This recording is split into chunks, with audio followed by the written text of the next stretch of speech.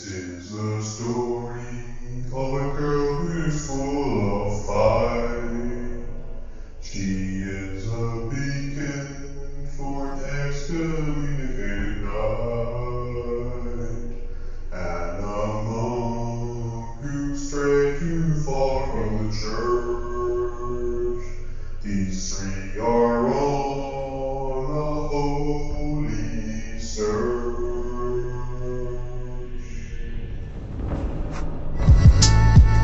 What up, fiction fan? Welcome to Down to Read. My name is Steven, and in this video we're going to review Christopher Buehlman's historic fiction horror novel, Between Two Fires. Peep the cardy, because even when I read historical fiction medieval horrors, this book is still very much a horror novel, and so I like to be nice and cozy when reading things that go bump in the night. Night with a K. That joke probably worked better written down. Anyway, on with the formalities. This book was first published in 2012 by Ace Publishing. In this video, as always for these reviews, if this is your first time, welcome. We'd like to do a summary of the book first, spoiler free, then we'll go over the things I liked, the things that weren't from me, and finally we'll give it a rating out of 5 stars. If this book achieves a 5-star banger status, we'll give it a 5-star bonus wrap up. Now, I feel like I should probably provide the summary of this book in the same manner and style that I did the intro to this video, but to be honest, I don't have the energy and I don't want to be dripping wax everywhere. So this book takes place in France during the mid-1300s at the time of the Black Death or the bubonic plague. This plague and some of the other evil that seems to now be inhabiting Earth in our mortal realm seems to have been brought upon by Lucifer and his fallen angels sieging heaven, which God has now abandoned. The start of each part of this book, of which there are 5, give an overview of what's happening at the walls of God's kingdom and how the fallen angels are faring in their quest to take heaven.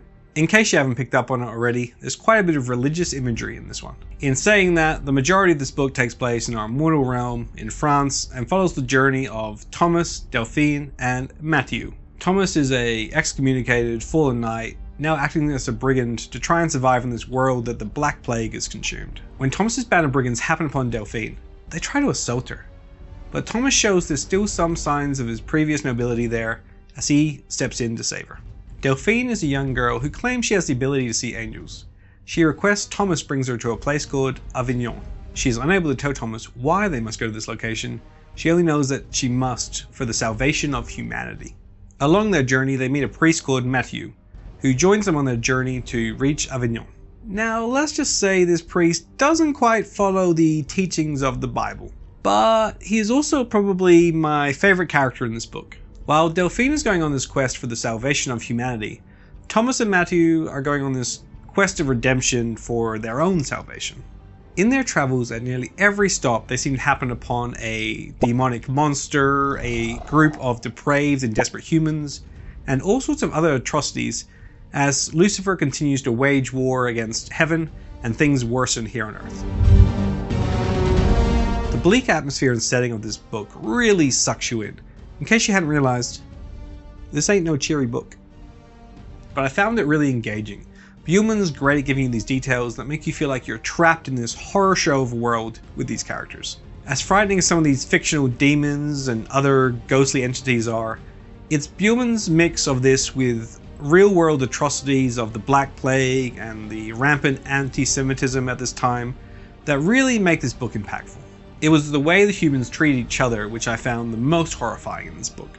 Also, the variety of the monsters that the party encounters along their journey has a real monster of the week type feel to it, while still having a continuous underlying storyline bring it all together, and I really enjoyed that variety of adversaries that they have to face. The ending of this book all just seemed a bit rushed. I'm not saying it was a bad ending, just after all the trials and tribulations that the characters went through, I felt like the ending just happened all too quickly. I give Christopher Buehlman's Between Two Fires 4.5 stars. I just couldn't go 5 stars for a book that I felt didn't quite stick the landing. This was really my first foray into historical fiction, which is perhaps a genre I should check out more of. Have you read Between Two Fires? What did you think? Is there another historical fiction book, horror or otherwise, that you'd recommend? Let us know in the comments. Be sure to like and subscribe.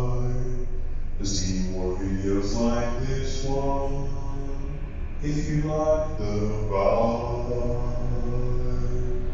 Thanks for watching. Oh, what's up, man? Help me. This is getting pretty hot, actually, dude.